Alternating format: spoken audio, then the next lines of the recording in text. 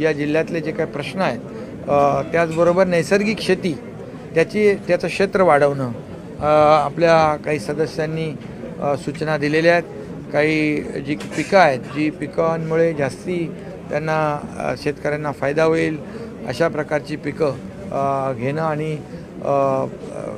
नैसर्गिक शेती ची व्याप्ती वाढवणं। गेल्या वर्षी 7,000 हेक्टरवर नैसर्गिक शेती होती, यावर्षी आपण आणखी त्याचं क्षेत्र वाढवतो आहे जेणेकरून त्याचा फायदा शेतकऱ्यांना होईल आणि पारंपरिक शेतीबरोबर आपले जे काय प्रगत शेतकरी आहेत त्यांना देखील आधुनिक पद्धतीने ज्या माध्यमातून पिकं जी आहेत उत्पादक क्षमता वाढवण्यासाठी जे काही करता येईल त्याच्या बाबतीत देखील चर्चा झाली। एकंदरीत सर्व बाबींचा विचार करून या सर्वकष चर्चा आजच्या बैठकीत झाली। त्याचबरोबर जी महाराष्ट्रामध्ये मराठवाडा, विदर्भ, उत्तर महाराष्ट्र त्याचबरोबर अनेक ठिकाणी जिकडे पूर परिस्थिती निर्माण झाली त्या बाबतीत देखील चर्चा झालेली आहे आणि शासन शेतकऱ्यांच्या पाठीशी उभं राहील। आपण जिल्हाधिकारी म्हणून आपण कुठले देतील पूर परिस्थिती जी निर्माण झालेली आहे, संकट मोठं आहे आणि अशा संकटामध्ये शेतकऱ्यांच्या मागं उभं राहणं गरजेचं आहे। शेतीचं नुकसान झालेलं आहे, जमीन खरडून गेलेली आहे, घरांचं नुकसान झालेलं आहे, गाई गुरं पशुधनाचं नुकसान झालेलं आहे, काही ठिकाणी जीवितहानी झालेली आहे। या सर्व बाबी लक्षात घेऊन मुख्यमंत्री स्वतः देखील लातूर सोलापूरमध्ये गेले, मी देखील धाराशिवमध्ये, अजित पवार देखील बीडमध्ये, सगळे मंत्री ज्या ज्या ठिकाणी अतिवृष्टी झाली त्या ठिकाणी पूर परिस्थिती निर्माण झाली त्या ठिकाणी गेलेले। आम्ही तर प्रताप सरनाईक आम्ही धाराशिवमध्ये होतो आणि या सर्व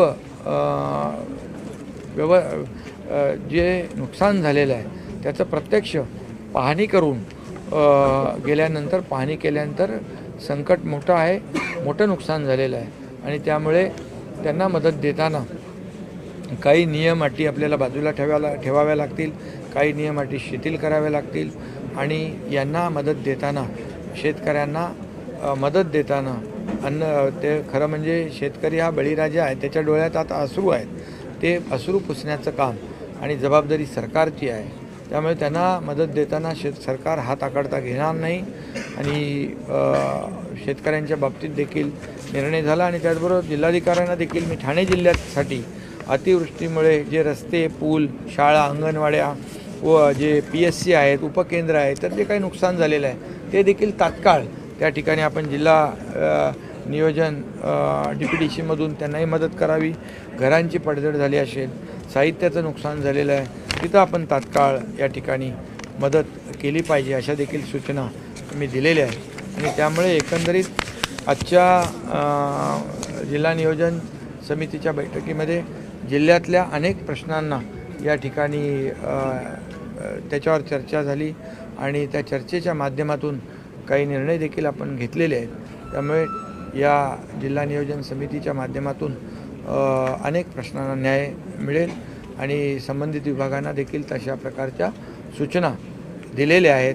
जे लोकप्रतिनिधींनी प्रश्न मांडलेले आहेत त्याची नोंद घेऊन पुढच्या बैठकीच्या आधी त्याची अंमलबजावणी झाली पाहिजे अशा प्रकारच्या सूचना झाल्या आहेत। काही शासन स्तरावर ज्या बैठका घेण्याच्या सूचना आलेल्या आहेत, बैठका घेण्याचा जो काही आवश्यकता आहे त्या बाबतीमध्ये देखील यावर चर्चा झाली आणि त्या बैठका होतील, त्यामध्ये देखील निर्णय होतील आणि एकंदरीत सकारात्मक अशा प्रकारची ही बैठक झालेली आहे। काल देखील पत्र आम्ही गृहमंत्री अमित शाह साहेब आले होते आणि आम्ही आणि मुख्यमंत्री देवेंद्रजी होते आणि शेतकऱ्यांना झालेलं नुकसान जे आहे मोठं आहे, त्यामुळे केंद्र सरकारच्या माध्यमातून देखील मदत व्हावी अशी विनंती केलेली आहे। आज देखील मुख्यमंत्री आदरणीय प्रधानमंत्री मोदी साहेबांना भेटलेले आहेत, त्यांना देखील आमच्या तिघांच्या सहीचं पत्र दिलेलं आहे आणि केंद्र सरकार देखील नेहमीच आणि आदरणीय मोदी साहेब शेतकऱ्यांच्या पाठीशी उभे राहिलेले आहेत आणि यावेळी देखील केंद्र सरकार आणि राज्य सरकार मिळून आम्ही शेतकऱ्यांच्या पाठीशी उभे राहू, बिलकुल उभे राहू. विरोधी पक्षांचे देखील दौरे झाले त्या भागामध्ये कुठेतरी आता सगळं पूरग्रस्त भाग सगळ्यांनी मिळून मदत करावी. आता सत्ताधारी पक्ष असू दे, विरोधी पक्ष असू दे, त्यांनी सगळ्यांनी मिळून कुठलंही राजकारण न करता या ठिकाणी शेतकऱ्यांच्या मागं उभं राहिलं पाहिजे, शेतकऱ्यांना दिलासा दिला पाहिजे. आता माय भगिनी शेतकऱ्यांच्या डोळ्यामध्ये अश्रू आहेत, ते पुसण्याचं काम सगळ्यांनी मिळून केलं पाहिजे, तर शेतकरी हा उभा राहील.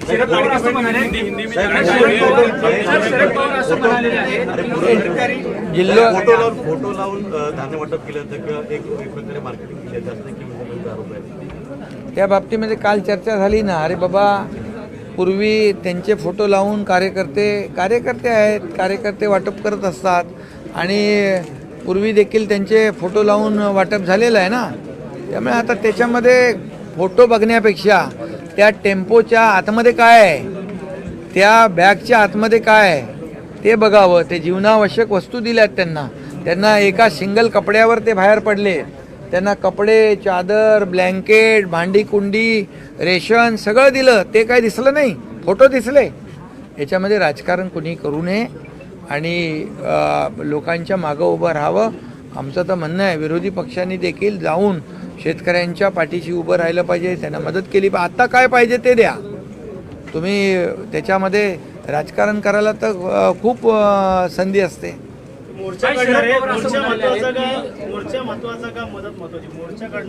अरे बाबा, त्यांना शेतकऱ्यांना मदत महत्त्वाची आहे.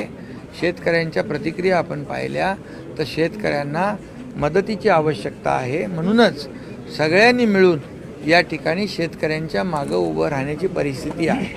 आणि म्हणून माझं सगळ्यांना आवाहन आणि विनंती आहे की आता राजकारणाची वेळ नाही. आम्ही स्वतः पाहिलं जाऊन, त्यांच्या घरामध्ये पूर्ण पडझड झालेली, घरामधला चिखल पाहिला. आता त्यांना आपण दिलासा देण्याची आवश्यकता आहे. आणि म्हणून आता कोणी राजकारण करता कामा नये. आता फक्त आणि फक्त शेतकऱ्यांना मदत करणे.